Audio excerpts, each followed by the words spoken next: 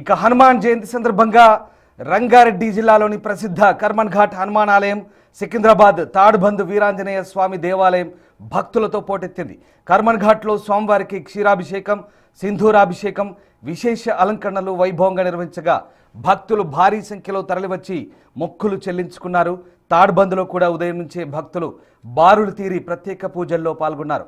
భక్తుల రద్దీని దృష్టిలో ఉంచుకొని ఆలయ అధికారులు చలువ పందిళ్లు, తాగునీరు, పటిష్టమైన భద్రత ఏర్పాటు చేశారు. ఆలయ ప్రాంగణాలు జై శ్రీరామ్ నినాదాలతో ఆధ్యాత్మిక శోభను సంతరించుకున్నాయి.